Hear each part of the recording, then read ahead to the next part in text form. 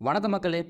நம்ம வீட்ல floor tail போடும்போது ரொம்ப முக்கியமான ஒரு விஷயத்த நம்ம கட்டாயமா பண்ண வேண்டியது இருக்கு. அது என்ன அப்டின்னா, ஸ்பேசர் யூஸ் பண்ணணும். ஸ்பேசர் அப்டின்றது இந்த இமேஜ்ல தெரியிற மாரி தான் இருக்கும். ப்ளஸ் மாரி ஒயிட் கலர்ல இருக்கும்.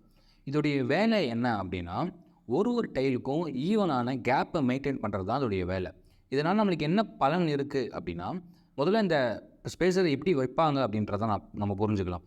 ஒரு டைல் வைக்கிறீங்க. ஃப்ளோர் டைல் போடும்போது ஒரு டைல பிளேஸ் பண்றோம். ஃப்ளோர் டைல பிளேஸ் பண்றோம் அப்டின்னா, அந்த டைல சுத்தி 4 கார்னர்லயும் இந்த ஸ்பேசர வைப்பாங்க.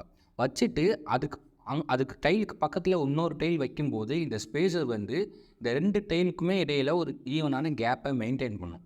இது இப்படி வைக்கிறதுனால நம்மளுக்கு என்ன யூசஸ் இருக்கு அப்படின்னு பார்த்தீங்கன்னு வச்சுக்கோங்களேன். நம்ம இந்த 2 டைலுக்குமே ஈவனான கேப் இருக்கும்போது, இது உள்ள ஒயிட் சிமெண்ட் வந்து பார்த்தீங்கன்னா, நம்ம ஈஸியா வந்து போட்டு நல்லா வந்து அத ஃபிக்ஸ் பண்ண முடியும்.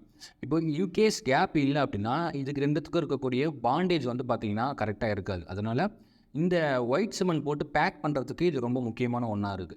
இத விட ரொம்ப முக்கியம் என்ன அப்படின்னா, ஃபியூச்சர்ல இன்கேஸ் நம்ம ஃப்ளோர் டைல் எதனா ஒண்ணு உடைஞ்சிருச்சு, எதனா ஒண்ணு டேமேஜ் ஆயிடுச்சு, நம்ம அத ரீப்ளேஸ் பண்ணணும் அப்படின்னா, இந்த ஸ்பேஸர் போட்டு இருந்தோம் அப்படின்னா, நம்ம வந்து அந்த ஒரே ஒரு டைல மட்டும் ஈஸியா ரிமூவ் பண்ணி எடுத்துற முடியும்.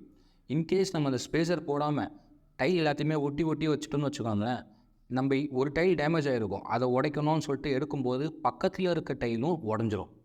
அது எதார்த்தமா இத உடைக்கும்போது அதுவும் உடைஞ்சிரும். ஏன்னா 2மே ஒட்டிக்கிட்டு இருக்கும். கேப் இல்லாதப்ப, இத உடைக்கும்போது மேபி அதையும் உடைய வாய்ப்பு இருக்கு. இது ரொம்ப சின்ன விஷயம் தான். ஆனா, இத நீங்க யோசிச்சு கரெக்ட்டா பண்றது ரொம்ப முக்கியமான ஒண்ணு. இது வந்து பெரிய உங்களுக்கு காஸ்ட்லாம் ஒண்ணும் ஆகப்போறது கிடையாது.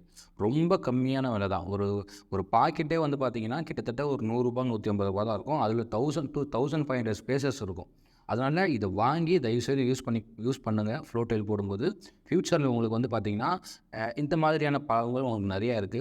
ஆனா, இந்த ஸ்பேஸர வந்து நம்ம பாத்ரூம் ஃப்ளோர் டைல்ல மட்டும் யூஸ் பண்ணக்கூடாது. ஏன்னா, பாத்ரூம் ஃப்ளோர் டைல்ல தண்ணி வரக்கூடிய ஏரியான்றதுனால, இந்த டைல் எல்லாமே கேப் இருக்கும். இந்த ஸ்பேஸர் வைக்கும்போது நம்மளுக்கு கேப் மெயின்டெயின் ஆகுன்றதுனால, இந்த கேப்ல ஒரு வேளை நம்ம ஒழுங்கா பேக் பண்ணாம விட்டுட்டோம் அப்படின்னா, அந்த கேப்ல தண்ணி இறங்கி லீக் ஆவறதுக்கு வாய்ப்பு இருக்கு. அதனால பாத்ரூம்ல மட்டும் நம்ம ஸ்பேஸர் யூஸ் பண்ண தேவையில்ல.